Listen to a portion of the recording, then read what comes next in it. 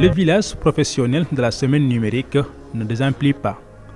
Exposants et visiteurs se connectent pour parler du numérique, de la technologie et de leurs avantages. La semaine numérique qui se tient au Grand Théâtre est un espace d'exposition, des moments d'échange et une bonne palette d'opportunités.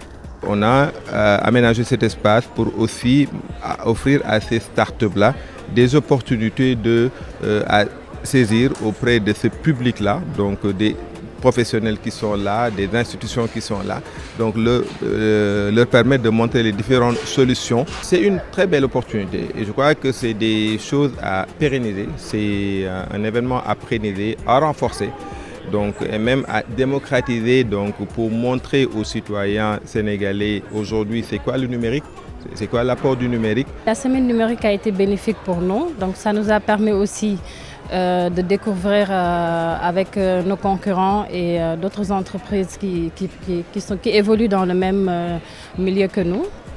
Donc ça a été aussi un moment d'échange et de partage. Parler du numérique, c'est aussi parler des enjeux autour de la digitalisation des entreprises de presse, une aubaine saisie par la télévision nationale, l'agence publique d'information et les télédiffuseurs pour plus de visibilité à travers des offres de services alléchantes. Cette semaine revêt une importance plutôt primordiale pour la RTS parce que ça nous permet déjà de montrer notre technicité, de montrer la transition qu'on a effectuée depuis quasiment 5 ans, puisqu'on est passé de l'analogique au numérique, montrer comment aujourd'hui la technologie est arrivée à nous permettre de miniaturiser beaucoup de nos équipements. Ce genre de salon est important, comme je le dis, parce que ça permet de pouvoir un petit peu jauger l'état d'avancement du numérique ici au Sénégal, de pouvoir connaître la technicité de chacun. Très, très importante. Elle permet déjà à l'APS de montrer ce qui est fait au niveau digital, parce qu'aujourd'hui, il y a une très grande offensive de digitalisation qui est opérée au sein de l'agence de la SNAPS. Et aussi, ça permet de nous ouvrir aux autres, de pouvoir voir ce qui est fait autre part, d'apprendre ce qui est fait, peut-être pour améliorer ou bien renforcer ce qui est déjà fait. Aujourd'hui, on est ouvert, on se fait de nouveaux partenaires au niveau des produits qui sont offerts. Le même engouement et la même satisfaction sont notés du côté des visiteurs après avoir fait le tour des stands d'exposition, mais surtout après avoir prêté une oreille attentive aux échanges lors des panels.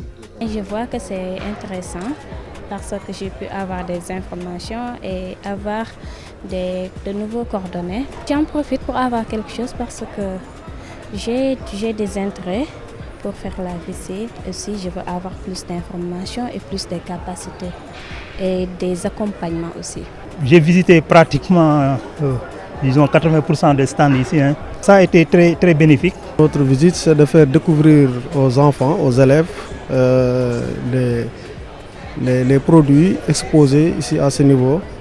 Et c'est pour permettre aussi aux élèves aussi de découvrir de nouveaux types de professions qui peuvent les attirer à l'avenir pour pouvoir servir dans leur pays, quoi. Concernant l'action numérique, on s'est contenté justement des opérateurs, des Centel, etc. Mais une fois ici, on a remarqué qu'il y a autre chose qui est au-delà des autres opérateurs. Et nous avons su aussi ce qu'il y a le défaut de connexion, le défaut de connexion entre les opérateurs parfois qui nous submerge. Initiée en 2016 par l'État du Sénégal, la semaine numérique pilotée par le département de la communication vise notamment à renforcer l'économie numérique.